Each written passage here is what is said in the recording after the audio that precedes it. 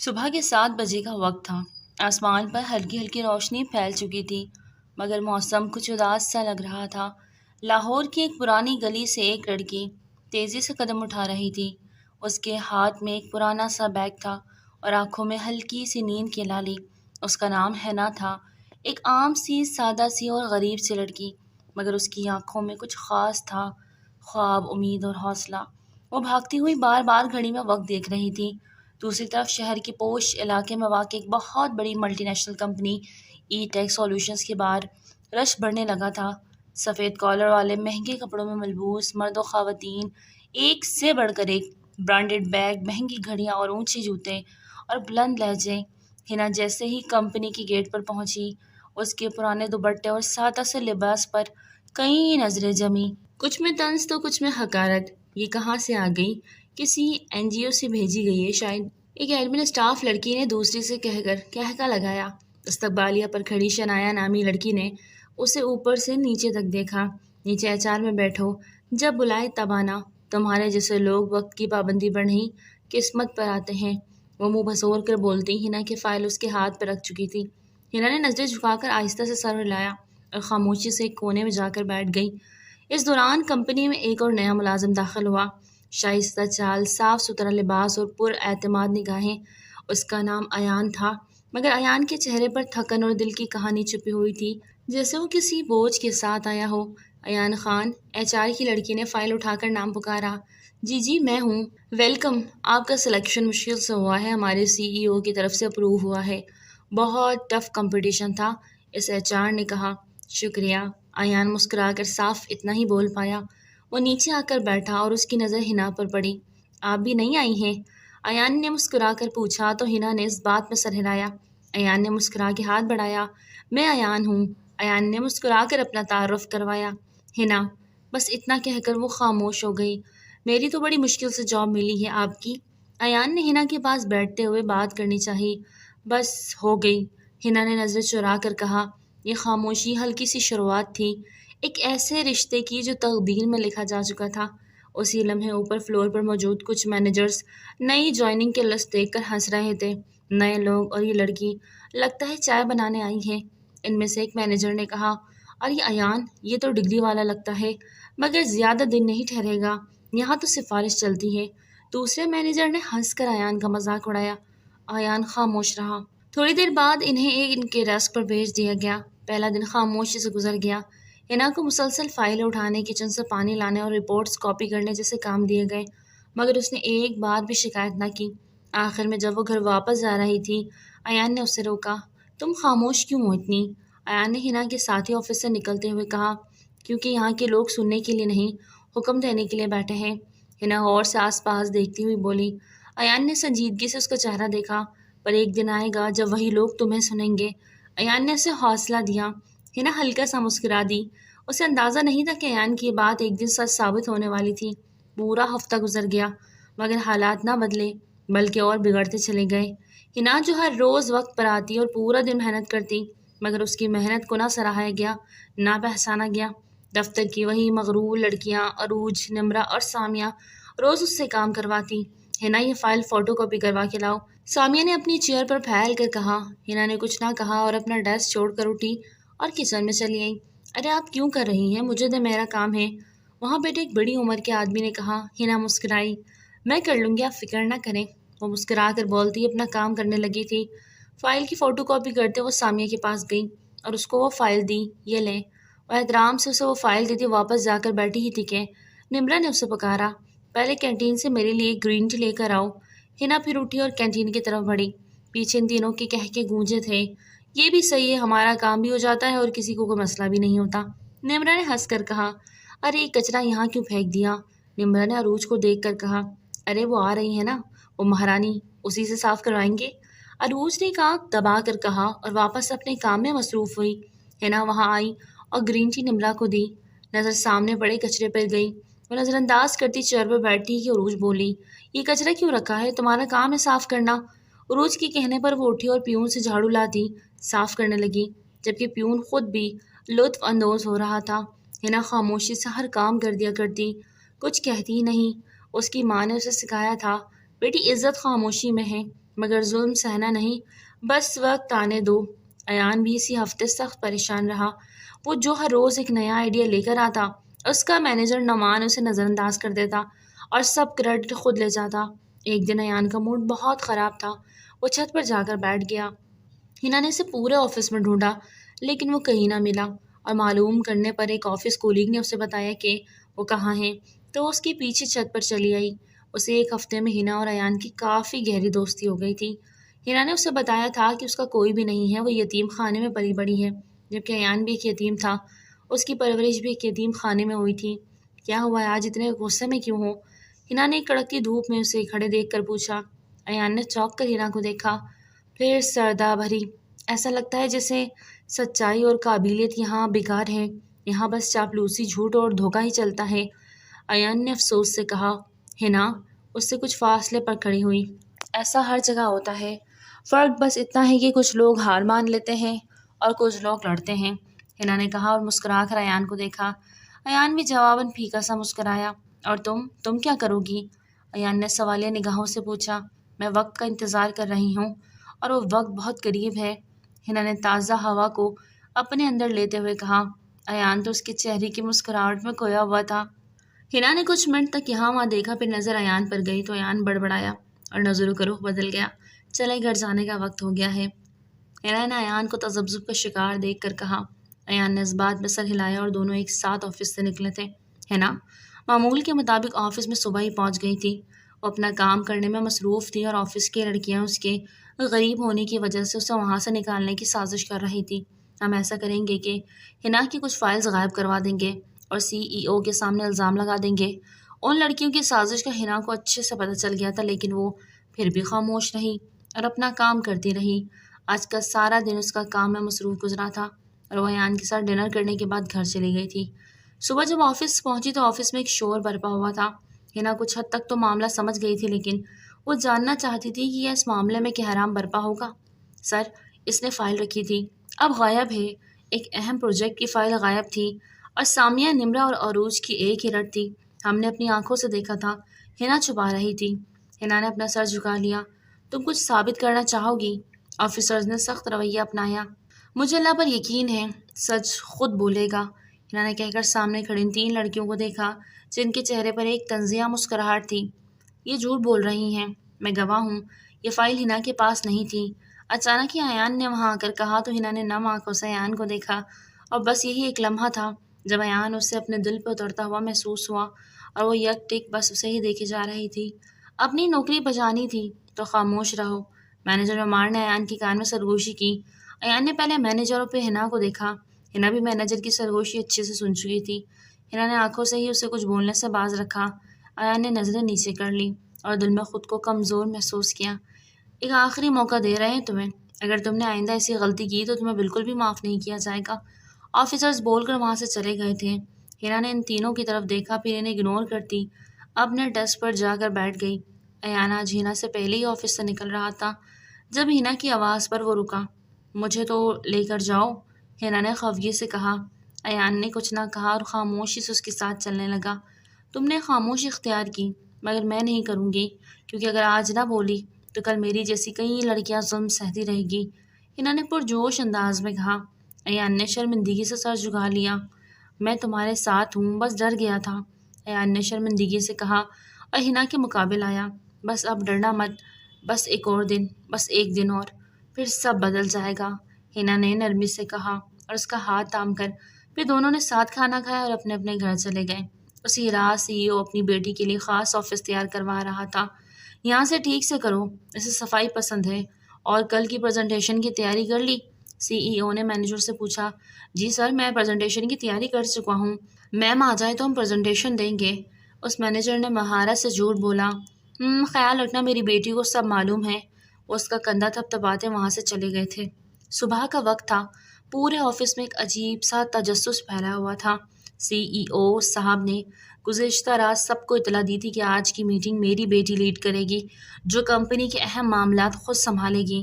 ہر کوئی حیران و پریشان، اور کچھ لوگ تو ڈرے ہوئے بھی تھے، خاص طور پر عروج، نماز، سامیہ اور نمرہ، ایسے لوگ جو دوسروں کو نیچے دکھا کر اوپر پہنچتے تھے۔ پتہ نہیں کیسی ہوگی، CEO کی بیٹی، کہیں ہم سے پوچھ گچھ نہ جائے، نعمان نے کہا، جسے آئین کی پریزنٹیشن چرانے کی فکر بھی کھا رہی تھی۔ اچانک ہی گلاس وال کے باہر ایک مہنگی گاڑی آ کے رکی۔ سب کی نظریں اس کی طرف اٹھی اور تجسس سے اسے دیکھنے لگے۔ ڈرائیور نے دروازہ کھولا، سب کی سانسیں تھم سی گئی۔ مہنگی ہیل گاڑی سے باہر نکلتی نظر آئی، پھر ایک مہنگا بیگ جو کہ اس کے مینیجر نے تھام لیا تھا۔ سب نے اپنا تھو نکلا اور پھر وہ باہر نکلی۔ ہنا مہنگے لباس میں اعتماد سے بھرپور سنجیدہ چہرہ، آنکھوں میں وقار اور قدموں میں سخت۔ گارڈز نے جھک کر سلام کیا۔ پورا آفس ششدر رہ گیا۔ یہ تو وہی ہنا ہے جسے ہم… عروج کی آواز کانپنے لگی۔ آفس کا دروازہ کھل چکا تھا۔ ہنا اندر داخل ہوئی، سیدھا اپنے باپ کے آفس میں گئی جہاں CEO پہلے سے بیٹھے تھے۔ بیٹا، اب تم جانتی ہو کہ کون تمہارا دوست اور کون دشمن، CEO نے محبت سے اپنی بیٹی کو اپنے سینے سے لگاتے ہوئے کہا اور اس کی پیشانی چوم لی۔ جی بابا، اب وقت ہے سچائی کو سامنے لانے کا، وہ کہتی اپنے باپ کے ساتھ وہاں سے نکلی اور لفٹ پہ چڑھتی کانفرنس روم کی طرف بڑھ گئی، اور اس کے پیچھے ہی گارڈز کا ایک جھنڈ تھا جن کے درمیان ہنا اور اس کا باپ تھا۔ پورا عملہ کانفرنس روم میں آ چکا تھا۔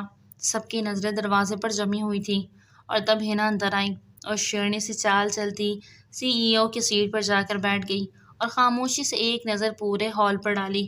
السلام علیکم، میں ہوں ہنا فہد، آپ کی کمپنی کی ڈائریکٹر۔ اس کی باروب بے لچک آواز وہاں گونجی۔ اس کی آواز سن وہ لوگ کانپ اٹھے تھے۔ پورے ہال میں سناٹا چھا گیا۔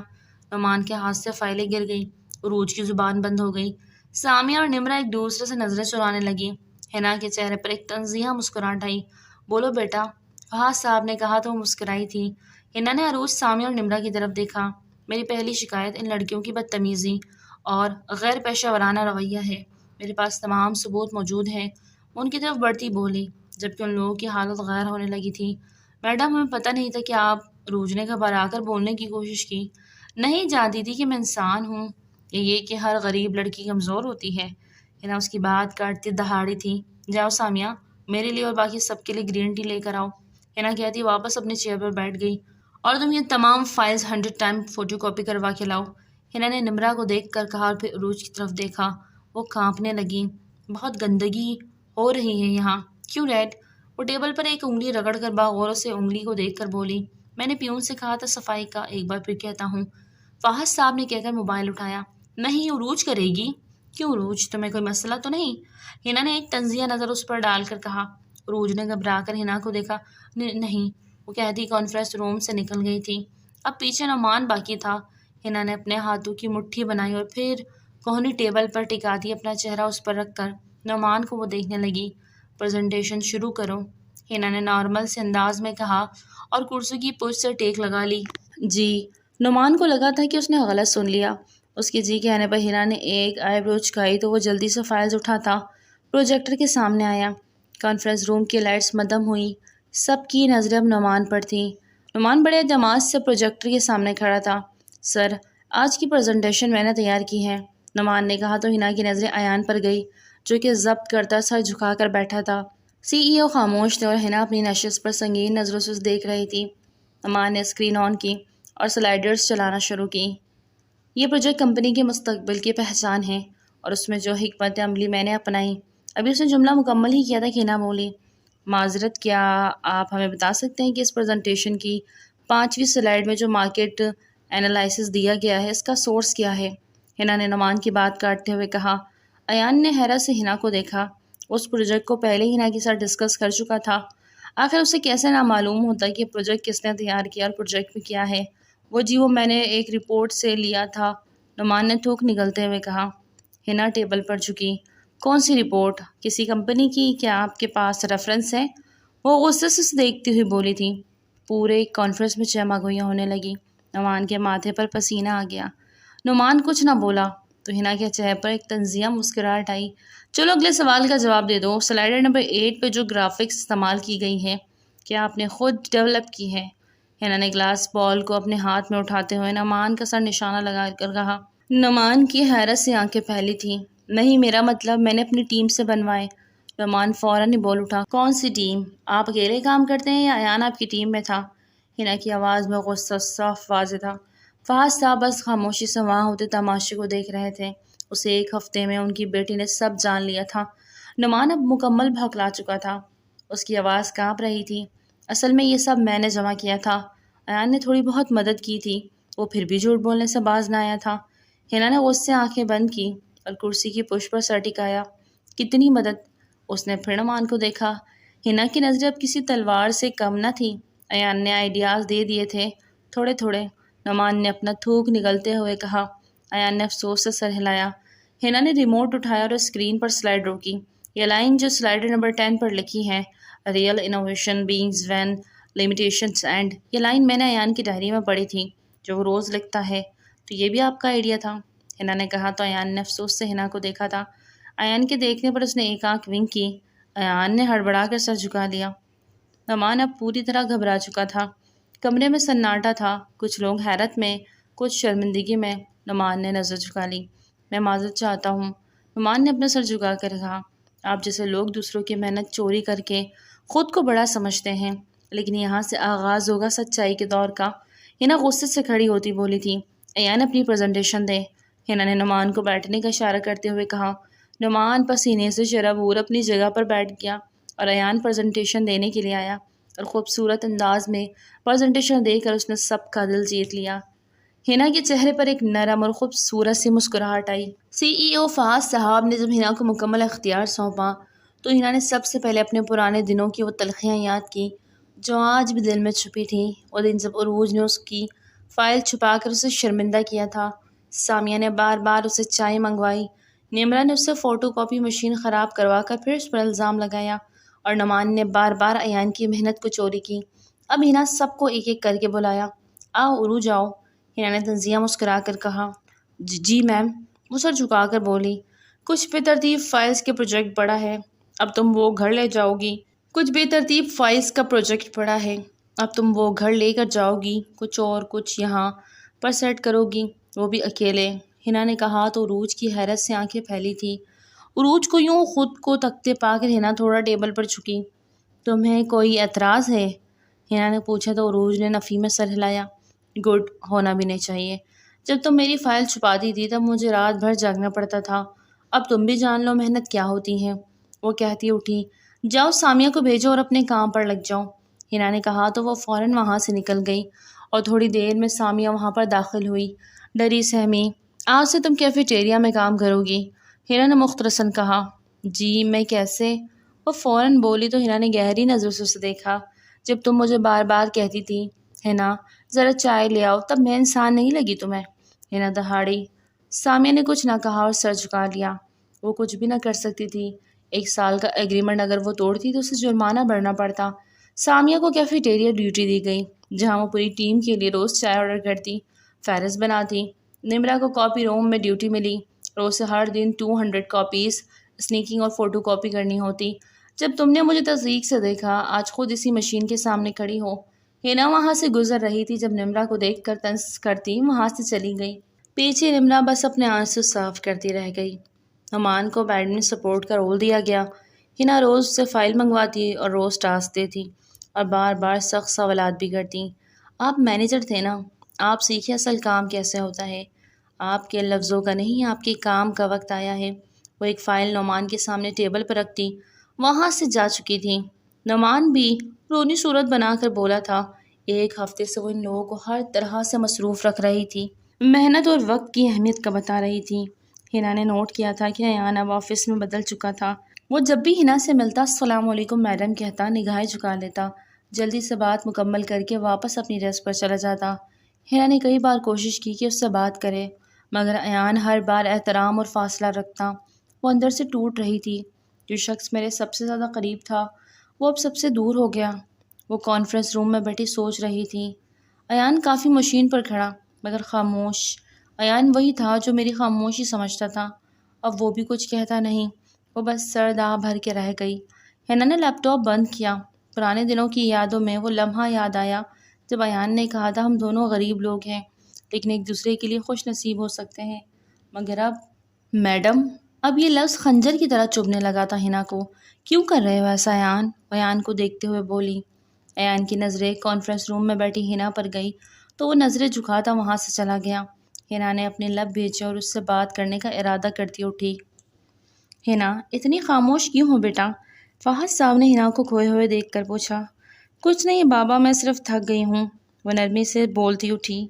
कम काम किया करो मेरी जान, फहद साहब ने मुस्कुरा कर कहा। हिना अपने बाप के करीब आई और उनकी पेशानी पर बोसा दिया। आप है ना मेरा ख्याल रखने के लिए, वो मुस्कुरा कर कहती अपने कमरे की तरफ बढ़ी थी। गुड नाइट बेटा, फहद साहब ने ऊंची आवाज़ में कहा तो हिना ने एक फ्लाइंग किस दी और अपने कमरे में बंद हुई। हिना ने आज फैसला कर लिया था, वो मज़ीद बर्दाश्त नहीं करेगी। अयान के बदले रवैये ने उसे अंदर से तोड़ दिया था। वो ऑफिस में आते ही अयान को अपने ऑफिस में बुला चुकी थी, लेकिन अयान कुछ फाइल्स तैयार कर रहा था जिसकी वजह से उसे जाने में देर हुई। उसे एक हफ्ते में ही नोमान, सामिया, निम्रा और रूज जैसे कुलीग्स को सबक सिखा दिया था। हिना ने और अपने बाप के कहने पर अब इन्हें किसी भी किस्म की मुश्किलात में ना डालती, और वो लोग भी काफ़ी बदल गए थे। अपने से नीचे पोस्ट वालों को इज़्ज़त देना सीख गए थे और अपना काम खुद किया करते थे। अयान, तुम्हें मैम ने कब से बुलाया है? एक बार फिर मैम ने कॉल की है, जाओ जाकर इन्हें फाइल्स दे आओ, नुमान ने आकर कहा तो अयान मुस्कुराकर खड़ा हुआ। हाँ बस ये थोड़ा सा काम रह रहा था, वो कर लूँ। वो जल्दी जल्दी कंप्यूटर में हाथ चलाता बोला।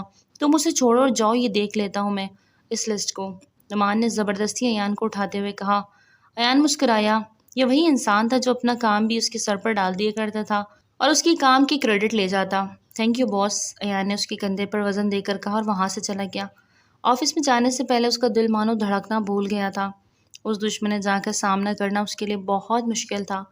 अयान ने एक सर्द आह भरी और ऑफिस में दाखिल हुआ। ऑफिस के हल्के नीले पर्दों से सूरज की किरणें छन रही थीं। अयान ऑफिस की फ़ाइल जमा करने आया था तो हिना ने नरम मगर रौबदार आवाज़ में उसे पुकारा। रुको अयान, बैठो, बात करनी है। अयान थोड़ा रुका और पलट कर नज़र झुकाई और कुर्सी पर बैठ गया। तुम मुझसे दूर क्यों हो? तुमने मुझे मैडम कहना क्यों शुरू किया? तुमने ख़ुद को अलग क्यों कर लिया? हम तो अच्छे दोस्त हैं ना? हिना की आवाज़ में दर्द साफ वाज़ेह था।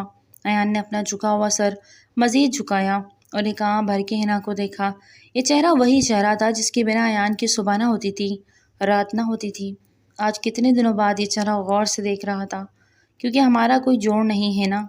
तुम एक रईस बाप की बेटी हो और पावरफुल हो, खूबसूरत हो और मालकन हो, और मैं एक यतीम मामूली तनख्वाहदार गरीब लड़का। तुम्हारे साथ मेरा क्या मुकाम? अयान के लहजे में उदासी महसूस करके हिना की आंखें नम हुई थी। क्या मोहब्बत पैसे देखती है अयान? मैंने तुम्हें अपनी पहचान से पहले जाना, चाहा और माना। मैं तुम्हारे बगैर नहीं रह सकती। अयान ने हैरत से हिना की तरफ देखा, जिसने पहले कभी अपनी मोहब्बत का इजहार ना किया था लेकिन आज कर रही थी। लेकिन अब ये वक्त बिल्कुल भी ठीक ना था। अयान ने नज़रें चुरा ली। मोहब्बत काफ़ी नहीं होती है ना मैडम? लोग सवाल करते हैं, उंगलियां उठाते हैं। मैं तुम्हें उन सब के सामने झूठा लगूंगा? वो ज़मीन घूरते हुए बोला। मुझे सिर्फ तुम्हारी मोहब्बत चाहिए, ना कि पैसा, और मुझे लोगों से कोई फ़र्क नहीं पड़ता। मेरे लिए तुम अहमियत रखते हो। वो आंसू भराई आंखों से उसे देख कर बोली। नहीं, ये मुमकिन नहीं। अयान ने नरमी से जवाब दिया। अगर तुम ना माने तो मैं ख़ुद को ख़त्म कर दूँगी, मैं सब कुछ छोड़ दूँगी। हिना गुस्से से बोलती खड़ी हुई। अयान सुनकर भी सकूत अख्तियार किया और खामोशी से उठा और दरवाजे से बाहर निकल गया। कुछ लम्हों बाद ऑफिस में शोर मच गया। मैडम हिना छत पर चली गई हैं, किसी ने रोका क्यों नहीं? वो बहुत ऊपर चली गई हैं। अयान को तो अपनी दुनिया घूमती हुई महसूस हुई थी। हिना की बातें उसकी समातों में गूंजी। अगर तुम ना माने तो मैं ख़ुद को ख़त्म कर दूँगी, मैं सब कुछ छोड़ दूँगी। क्या वो ऐसा ही करने जा रही थी? वो ख़ुद को ख़त्म करने जा रही थी। वो कुर्सी का सहारा लेकर खड़ा होता, फिर अचानक ही अयान ऊपर की तरफ भागा। सीईओ, अयान, स्टाफ सब दौड़ते हुए बिल्डिंग की छत पर पहुँचे। छत पर हिना हवा से उलझती खड़ी थी, बाल बिखरे हुए थे, आंखें भीगी हुई थी। तुमने मुझसे मेरा प्यार छीना है, अब मैं वही छोड़ने आई हूँ जो मेरे पास बचा था, ज़िंदगी। हिना ने अयान को देखकर सबकी नज़रें एक साथ अयान की तरफ उठी, जो साकित नज़र से हिना को ही देख रहा था। हिना, हम आराम से बैठकर बात करते हैं ना? अयान ने आगे बढ़ते हुए कहा। ख़बरदार, अगर एक कदम तुमने आगे बढ़ाया तो मैं ख़ुद को ख़त्म कर दूँगी। वो एक पाँव दीवार से नीचे करती बोली। नहीं नहीं, रुक जाओ तुम। फहद साहब अयान को पीछे करते दहाड़े। हिना, ये क्या पागलपन है? फहद साहब दहाड़े, उनकी आवाज़ में तकलीफ़ साफ वाज़ेह थी। अपनी इकलौती बेटी को ऐसे देख कर तड़प उठे। उनके जीने की वजह महज हिना थी, उसके अलावा तो कोई भी न था। फहद साहब का, और वो भी अब इन्हें मौत के मुँह में खड़ी नज़र आ रही थी। फहद साहब का जिस्म अब बाकायदा से काँप रहा था। इन्होंने आंखें बंद की। पागलपन नहीं है, इश्क है। मैं आप सबको बताना चाहती हूँ कि मुझे शख्स से मोहब्बत है जिसे तुम सब हकीर समझते आए हो। ہنا نے ایان کی طرف اشارہ کیا۔ ایان کے چہرے پر خوف، تکلیف واضح تھی۔ ایان، سب نے ایک زبان ہو کر اس کا نام لیا۔ ایان کی نظریں تو ایک پل کے لیے ہنا سے نہ ہٹی، گویا اگر اس نے اپنی نظریں ہٹائی تو وہ ہنا کو کھو دے گا۔ ایان، سن رہے ہو، میں تم سے محبت کرتی ہوں، تمہارے بغیر کچھ نہیں، ہنا نے چیخ چیخ کر کہا۔ ہنا نے اپنی نظروں کا رخ بدلا۔ بس ایک یہی لمحہ ہے جب ایان نے ایک ہی جسم ہنا کو اپنی طرف کھینچا۔ ہنا! فہد صاحب اونچی آواز میں دہاڑے تھے۔ ہر طرف سکوت چھا گیا تھا، ہر کسی کی نظریں ساکت ہوئی تھیں، اور سامنے ایان بیٹھا تھا اور ہنا اس کے سینے سے لگی رو رہی تھی۔ سب نے ایک سانس لی اور سب اس کی طرف بڑھے۔ فہد صاحب نے ہنا کو اپنے سینے سے لگایا۔ یہ زندگی خدا کی امانت ہے بیٹی، اگر تمہیں ایان چاہیے تو وہ تمہیں ملے گا۔ ایان، انہوں نے پہلے ہنا سے کہا، پھر ایان کو پکارا۔ جی سر، ایان نے سر جھکا کر جواب دیا۔ میرے آفس میں آ کر ملو مجھ سے، وہ کہہ کے رکے نہیں تھے۔ ہنا کو اپنے ساتھ لے کر نیچے چلے گئے۔ ایک ایک کر کے سب وہاں سے جا چکے تھے۔ ایان گھٹنوں کے بل زمین پر بیٹھا رونے لگا۔ اگر اسے کچھ ہو جاتا تو؟ ایان نے خود سے سوال کیا، اور روح تک لرز گیا تھا۔ ہنا کو کھونے کا ڈر ہی جان لیوا تھا۔ وہ اٹھا اور نیچے کی جانب بھاگا تھا۔ یہ سب کیا تھا ہنا؟ اگر تمہیں وہ لڑکا پسند تھا تو تم ہمیں بتاتی، ہم بات کرتے اس سے۔ فہد صاحب آفس میں آتے ہی ہنا سے سخت لہجے میں پوچھ رہے تھے۔ بابا، وہ خود ہی راضی نہیں تھا تو میں آپ کو کیسے بتاتی؟ وہ روتی ہوئی بولی تھی۔ اس کی اتنی مجال کہ تمہیں انکار کریں، ابھی نوکری سے نکال باہر پھینکتے ہیں ہم اسے۔ وہ غصے سے بولے۔ نہیں بابا، ایسا نہیں کیجیے گا، اس لڑکے نے مجھ سے محبت کی ہے، نہ کہ میرے پیسوں سے۔ وہ لڑکا مجھے کسی بھی حال میں چاہیے، وہ کہتی ہے۔ ایک بار پھر رونے لگی۔ آفس کے دروازے پر دستک ہوئی تو فہد صاحب نے کمپیوٹر میں دیکھا تو ایان باہر کھڑا تھا۔ میں تمہارے لیے بات کروں گا، ایک مالک کی حیثیت سے نہیں، ایک باپ کی حیثیت سے، انہوں نے کہہ کر ہنا کی پیشانی پر بوسہ دیا۔ جاؤ، اسے اندر بھیجو اور تم گھر جاؤ، میں اس کا انکار ہاں میں بدل کر اسے اپنے ساتھ لاؤں گا، یہ میرا تم سے وعدہ ہے۔ وہ محبت سے کہتے دور ہوئے اور ہنا نے نم آنکھوں سے اپنے باپ کو دیکھا۔ تھینک یو ڈیڈ، وہ اپنے باپ کے سینے سے لگ کر خوش دلی سے کہہ دی، وہاں سے نکل گئی۔ تمہیں ڈیڈ بلا رہے ہیں ایان، ہنا نے ایان کی آنکھوں میں آنکھیں گاڑے کہا۔ ایان نے اس بات میں سر ہلایا اور آفس میں داخل ہو گیا، جبکہ ہنا وہاں سے چلی گئی تھی۔ السلام علیکم سر، ایان نے احترام سے سلام کیا اور سر جھکا کر کھڑا ہو گیا۔ فہد صاحب اپنی کرسی سے اٹھے، مسکرا کر اس کے قریب آئے۔ وعلیکم السلام بیٹا، آؤ بیٹھو۔ ایان نرمی سے کرسی پر بیٹھا، مگر اس کی آنکھوں میں احترام اور کچھ گھبراہٹ تھی جسے فہد صاحب بخوبی نوٹ کر چکے تھے۔ فہد صاحب نے گہری سانس لی اور سیدھے اصل بات پر آ گئے۔ ایان، مجھے معلوم ہے کہ تم بہت محنتی ہو، دیانتدار ہو اور میری بیٹی ہنا سے محبت کرتے ہو۔ ایان کا رنگ بدل گیا تھا، اس نے اپنا سر جھکایا اور بولنے کی کوشش کرنے لگا۔ سر میں، فہد صاحب نے اس کی بات کاٹی۔ بیٹا، میں کوئی الزام نہیں لگا رہا، میں بات کر رہا ہوں ایک رشتے کی۔ میں چاہتا ہوں کہ تم میری بیٹی کے شوہر بنو۔ ایان کو لگا جیسے زمین رک گئی، اس نے نظریں جھکا لی، دل کی دھڑکن تیز ہو گئی۔ سر آپ، لیکن میرے گھر میں کوئی نہیں، میں یتیم ہوں، نہ باپ ہے نہ ماں، نہ کوئی پیسہ نہ کوئی عزت۔ وہ اپنے دل کی بات ان کے سامنے رکھ چکا تھا جو کہ اس کے لیے بہت بڑی تھی اس رشتے کے ناطے۔ لوگ کیا کہیں گے؟ ایک غریب لڑکے نے دولت کی ہوس میں امیر لڑکی سے شادی کر لی، وہ میری محبت کو لالچ کا نام دیں گے سر؟ وہ آہستہ سے بول رہا تھا اور بولتے وقت خوف زدہ لگ رہا تھا۔ فہد صاحب نے آہستہ سے اس کا کندھا تھاما اور اس کے ساتھ بیٹھے۔ ایان، یاد رکھو، لوگ ہمیشہ کچھ نہ کچھ کہتے ہیں، اصل بات یہ ہے کہ تم کون ہو، اندر سے کیسے ہو، میرے لیے وہ سب قیمتی چیزیں ہیں، اور میری بیٹی کی خوشی، اور وہ خوش ہے تمہارے ساتھ۔ تمہارے کردار کی مضبوطی، تمہاری آنکھوں کی سچائی اور تمہاری غیرت، یہی میرا اعتماد ہے اور مجھے تم پر پورا یقین ہے۔ فہد صاحب پر یقین لہجے میں بولے۔ ایان کی آنکھیں نم ہو گئیں۔ سر، میں آپ کا یہ احسان کبھی نہیں بھولوں گا، ایان نے کہہ کر فہد صاحب کا ہاتھ تھاما۔ یہ احسان نہیں، یہ میری بیٹی کا حق ہے اور تم اس کے قابل ہو۔ آج سے تم میرے بیٹے ہو اور جو ہمارا ہے وہ تمہارا ہے، فہد صاحب نے مسکرا کر کہا اور ایان کو اپنے سینے سے لگایا۔ ایان نے پہلی بار دل سے مسکرا کر فہد صاحب کو دیکھا۔ ایان کو فہد صاحب نے اپنے ساتھ چلنے کے لیے کہا تو وہ انکار کر چکا تھا۔ ایان کا کہنا تھا کہ وہ شادی کے بعد ہنا کو اپنے ساتھ رکھے گا، اور فہد صاحب بھی اس کی عزت نفس کو مد نظر رکھتے مان گئے تھے۔ پاپا، آپ ایان کو ساتھ لائیں، وہ مان گیا، ہنا نے فہد صاحب کو گھر آتے دیکھ کر کہا۔ بیٹا، وہ مان گیا ہے، لیکن ایک لڑکے کو یہ ہرگز منظور نہیں ہوتا کہ وہ گھر جمائی بنے، انہوں نے محبت بھرے انداز میں سمجھایا۔ نہیں بابا، آپ نے مجھ سے وعدہ کیا تھا کہ آپ اسے اپنے ساتھ لے کر آئیں گے، تو وہ آپ کے ساتھ کیوں نہیں آیا؟ میں اب آپ سے بات نہیں کروں گی اور نہ ہی اس سے، وہ غصے سے کہتی کھڑی ہوئی، ارے میری جان، ایسا ظلم نہ کرو اپنے باپ پر۔ تمہارے باپ کا تمہارے سوا ہے کون؟ آج جب تم چھت پر کھڑی تھی نا تو میری دنیا پوری مجھے گھومتی ہوئی محسوس ہوئی۔ مجھے لگا تھا کہ میرا ایک آخری سہارا بھی مجھ سے چھن جائے گا، جس کے سہارے میں زندگی گزار رہا ہوں، مجھے وہ بھی ختم ہوتا محسوس ہوا۔ مجھے ایسا لگ رہا تھا کہ اگر تم جلدی میرے پاس نہ آئی تو میں مر جاؤں گا۔ آئندہ ایسا کچھ نہ کرنا جس سے تمہارے باپ کو تکلیف ہو۔ تمہارا باپ جیتے جی مر جائے گا۔ وہ ہنا کو اپنے سینے سے لگاتا ہوا بولے۔ ہنا کی آنکھیں نم ہوئیں۔ بابا آئی ایم سوری، آئندہ میں ایسا کچھ بھی نہیں کروں گی، اور میں آپ سے پھر ناراض ہوں۔ جلدی سے کہتی اپنے باپ سے دور ہوئی۔ بیٹا یہ کیا بات ہوئی؟ تم ہم سے ناراض کیوں ہو؟ ہم نے تو ایان کو منا لیا ہے، اور تمہیں تو اس سے ناراض ہونا چاہیے کہ وہ یہاں نہیں آیا۔ وہ تو کندھے اچکاتے بول کر سارا مل بیان پر ڈال چکے تھے۔ اسے تو میں کل دیکھ لوں گی، چلیں کھانا کھاتے ہیں۔ فہد صاحب کو اپنے ساتھ لیے ڈائننگ ٹیبل کی طرف بڑھی۔ آج اس کے چہرے پر ایک الگ ہی چمک تھی، جو کہ وہ کہیں سو گئی تھی۔ وہ اس کی خوشی دیکھ کر بے حد خوش تھے، اور اس کے آنے والے زندگی کے لیے دعا تھے۔ بہت سی اچھی امیدیں انہیں ایان سے وابستہ تھی۔ ان کی بیٹی کو ہمیشہ خوش رکھے گا، اور یقین تھا کہ ان کی امیدوں پر پورا اترے گا۔ ہنا نے کھانا کھایا اور پھر اپنے بابا کے ساتھ شب بخیتی کمرے میں چلی گئی۔ تم نے ٹھیک نہیں کیا، تمہیں بابا کے ساتھ آنا چاہیے تھا۔ وہ کمرے میں آ کر ٹہلتی ہوئی غصے سے سوچ رہی تھی۔ اب تمہیں میں کل بتاؤں گی نظر انداز کس طریقے سے کیا جاتا ہے، وہ پرسوچ انداز میں کہتی بیڈ پر گر گئی۔ وہ صبح آفس آئی تو سب کچھ معمول کے مطابق تھا۔ کسی نے بھی کل کے واقعے کا ذکر نہ کیا۔ پورا دن مصروف گزرا۔ ہنا نے ایک بار بھی ایان کو مخاطب نہ کیا تھا، بس اپنے کام سے کام رکھتی۔ ایان بھی اس کی ناراضگی کو صاف محسوس کر رہا تھا، بس وہ شام کا انتظار کر رہا تھا۔ شام کا وقت تھا، آفس کے تمام لوگ جا چکے تھے۔ کانفرنس روم کی روشنی میں دھیمی تھی۔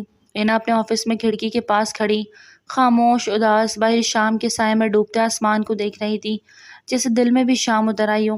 تب دروازہ ہولے سے کھلا۔ کیا میں اندر آ سکتا ہوں؟ ایان کی دھیمی آواز گونجی۔ ہنا نے مڑ کر دیکھا مگر کوئی جواب نہ دیا، اور واپس باہر دیکھنے لگی۔ ایان مسکرایا اور دھیرے دھیرے اندر آیا اور اس کے سامنے آ کے رک گیا۔ ہنا میں جانتا ہوں تم ناراض ہو، اور ہونا بھی چاہیے۔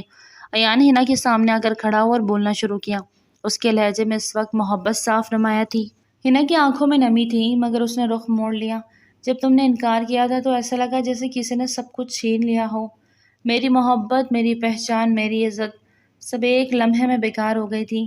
وہ روتے ہوئے بولی، مجھے لگا میں تمہارے قابل نہیں۔ تم اتنی بااختیار، اتنی خوبصورت، اتنی اونچے خاندان سے، اور میں بس ایک یتیم، ایک غریب۔ لیکن ہنا، مجھے دیر سے سمجھ آئی کہ محبت برابری مانگتی ہے، حیثیت نہیں۔ وہ آہستگی سے بولتا اس کے مزید قریب ہوا۔ اب ہنا نے نظریں اٹھائیں، آنکھیں نم، مگر توجہ اس کی بات سن رہی تھی۔ ایان نے ایک قدم اور آگے بڑھایا۔ جب تم چھت پر گئی نا، سب کے سامنے اپنا دل کھولا، تو لگا جیسے میرے اندر ایک اندھیرا چھٹ گیا ہو۔ تم نے دنیا کے سامنے مجھے قبول کیا، اور میں پیچھے ہٹ گیا، خوفزدہ ہو گیا۔ اس نے ہنا کی آنکھوں میں آنکھیں گاڑ کے بولا، میں بیوقوف تھا ہنا، لیکن اب نہیں۔ اب میں تمہیں کھونا نہیں چاہتا۔ تم چاہو تو سزا دو، لیکن خفا مت رہو۔ بس ایک موقع اور دے دو، اپنی محبت کو مکمل ہونے دو۔ وہ منت بھرے لہجے میں بولا۔ ہنا کی آنکھوں میں خوشی کے آنسو بہہ رہے تھے۔ اور اگر تم نہیں مانو گی تو میں روز آ کر مناؤں گا، جب تک تم مجھے وہ ہنسی واپس نہ دو جو میری وجہ سے چھینی تھی۔ چند لمحے خاموشی چھائی رہی، پھر ہنا آہستہ سے آگے بڑھی، ایان کی طرف دیکھا۔ تم سچ میں بہت بیوقوف ہو، لیکن ہو تو میری محبت، اور محبت خفا ہو سکتی، ختم نہیں۔ ہنا نے کہہ کر ایان کے سینے پر ہاتھ رکھ کر اسے خود سے دور دھکیلا۔ ایان نے بے یقینی سے مسکرا کر اس کا ہاتھ تھاما۔ تو مطلب تم نے معاف کیا؟ ایان نے مسکرا کر پوچھا۔ ہنا نے ہنستے ہوئے آنکھیں صاف کی۔ محبت میں معافی نہیں دی جاتی، بس دل دیا جاتا ہے، ہمیشہ کے لیے۔ وہ مسکرا کر کہتی اس سے دور ہوئی، اور اپنا بیگ اٹھاتی آفس سے نکل گئی۔ ارے یار سنو تو صحیح، یہ تو بتاتی جاؤ کہ آخر کس دن ہمیں اپنی ان خوبصورت باہوں کا ہار پہنانا ہے، تاکہ میں تمہارے بابا سے بات کروں۔